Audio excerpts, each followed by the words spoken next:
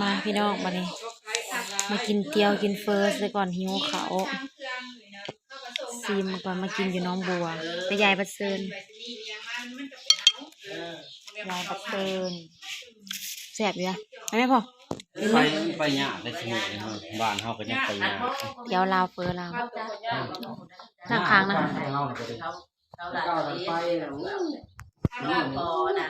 ถ้วยละ30,000พี่น้อง30ฟันเราก็ขอทานมีหมูลูกซีนลูกหนึ่งยังมันก็แพง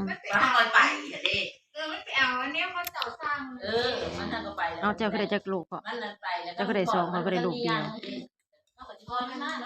ยายก็ให้ข่อยลูกเดียววะสองคือกันสองปรุงสิ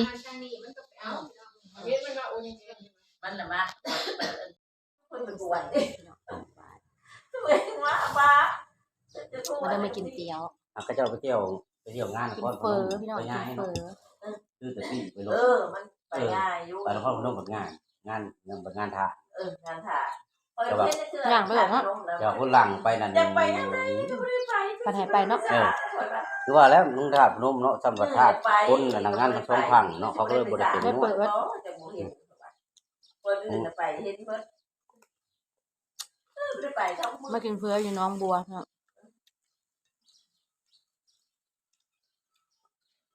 เราคือบ่งามครับเขาบ่ได้มาจากปีเขาจะเห็นคนทางแล้ว30 ปีแล้วบ่ได้เที่ยวมาทายนี่จากบ่ได้มาแต่เฮิงบันไดน้องบัวท่านั่นก็แล้วปีนี้แล้ววันนึงนี่วันเดือนนั้นน้องสะกดนี่แหละเป็นจังได๋กีบโอ้บ่เฮ็ดทางบ่ตรงถ้ามีกับมาเลยอยู่นี่กับมาเลยมาจกอยู่นี่นะโอ้เริ่มอยู่หน้าวัดมาแล้วอยู่หน้าวัดตะกี้บ่ทันได้ปูดอกค่ะมาปูต่อให้เที่ยงอากาศเด้มาจกอยู่ในนี้กอที่มีกับกอในนี้จกอยู่นี่จก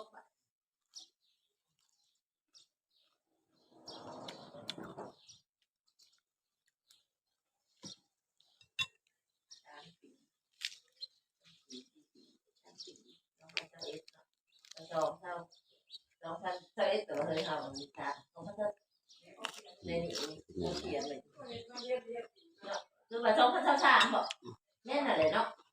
คือว่า2,000ผู้บ่อยากคือกินเบิดเลย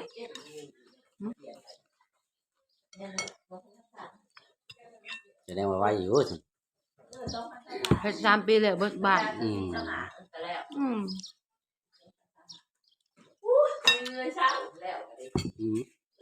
ยามาแล้วก็แล้วเมื่อไอ้ว่าซั่นแล้วสิให้ทางเนาะเอาดินแดงน่ะมาถมกูปีแม่นความแม่เนาะข้าวเอาดินแดงมาถมเนาะถมแล้วถมอีกข้าวเดียวบัดก้นอีกแล้วติก้นอีกแล้ว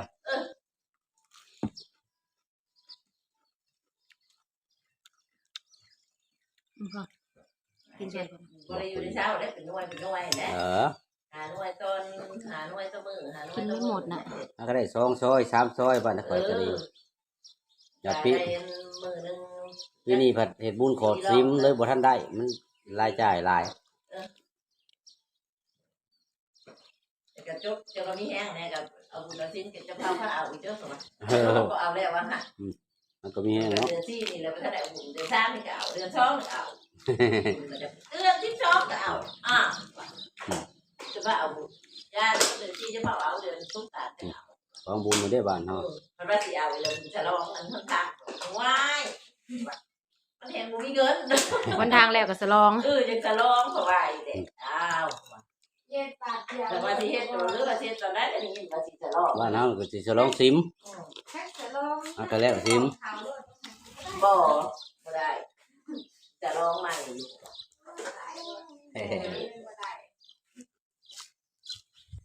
ลองเอาไปรูปแล้วนี่เบิดเฮือนละหลังคาละจักพันมันจะดันหอนะแล้วก็มันออกละ2น้องโจก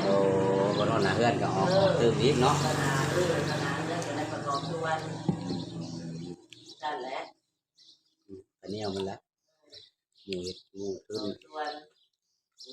หรือว่า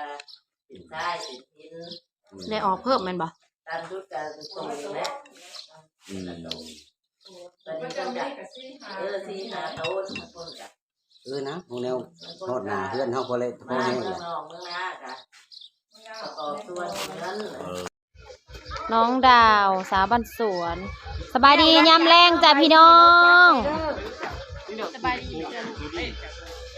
คนละช่องนะคะ คนละสองลืม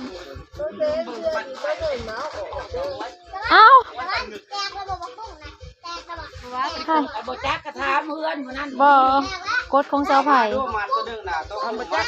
เอาคุมมาพี่ไผ่เอาคุมเฮานี่ซะก่อนสิให้เข้าไปยายช่องพี่น้องเด็กๆโอ้หมอสิยายอันช่องกัน กินบ่เบิดใจ มุ้งมิงออกมาสิผ้าใส่กระเสี่ยวนั่งนั่นแหละเอาซองไปให้ ของกูหาค่าใช้บัตรนั้นไว้ มีซองอันเอาปื้อแบนมาดู นั่นแหละแม่ท่วม เนี่ยมาดูมีสวยๆงามๆหลายๆอันสีหนึ่งกับปนมานำ2 อันนะเอาไผ่ใช้เบ้มาให้ดีๆดูจะเบิ่งงามจำใจบัตรเซิร์นงานแต่งน้องสาวไผ่จ้าพี่น้องเริ่มยายแล้วได้มาแล้วเมื่อวานนี่แล้วก็ก็เลาะยายมาใกล้ๆพวก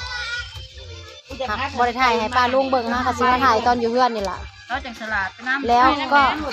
เจ้าสาวเจ้าบ่าวสบายดีป้าลุงเร็วเจ้าบ่าวไม่ได้อบผิวเลยดำหมดแล้วเจ้าสาวเด้ เช้าชิมของเช้าค่ะ สบายดีป้าลุงทำแม่เจ้าสาวนะ สวัสดีจ้า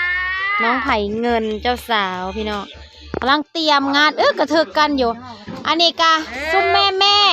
เบอร์นี่นะ ซุ้มแม่ยายๆนี่กะตำข่าวสงสัยสิเอามาเฮ็ดอิหยังสักอย่างเฮ็ดขนมบ่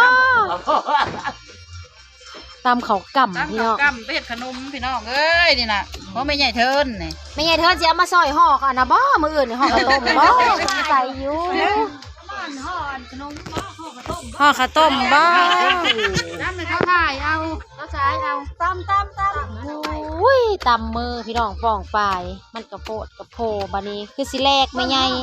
อันนี้โบเลกยี่ได้ขนาด มันคือเป็นตาสิแลกเจ้าคือเก่งแห้งแท้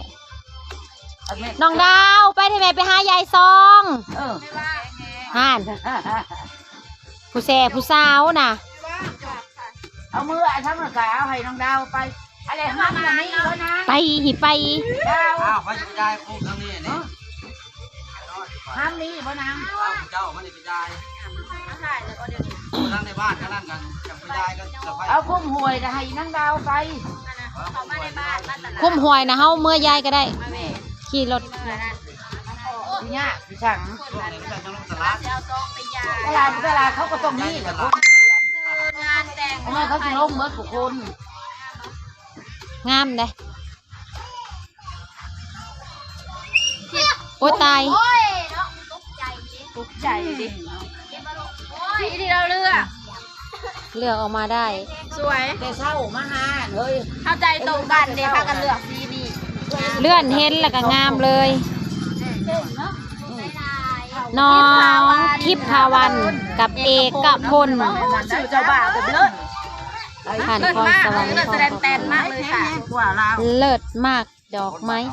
เมื่อ น้องกันมาหน้ายังอะไรกันโอ้ยอย่าไปบ้า ย่างบ่ท่านได้เฮ็ดอยู่อันนั้นนะแนวใส่กล่องอันนั้น ก็เท่าสึก บ่ได้เอามาอยู่ มั่งเก่งมั่ง มันว่าเฮ้ยถ้าเป็นยังเมื่อยเด็กอันนี้จะเป็นการ์ด อะไร ให้พี่น้อง มั่งบอกแม่เบลจะ อ้าวช่วงนี้เขาคือม่วนแก่กำเนาะ จักทั้งหน้าเขากระแดน ช่วงนี้เด้อมาเปิดเพลงหายมืองานนะม่วนด้วย ทั้งในกระแดง แล้วก็จะไปสั่นดู ไปลงตลาดป้าไผ่ไปไปเอาหมกกล้วยไป แดงและเขา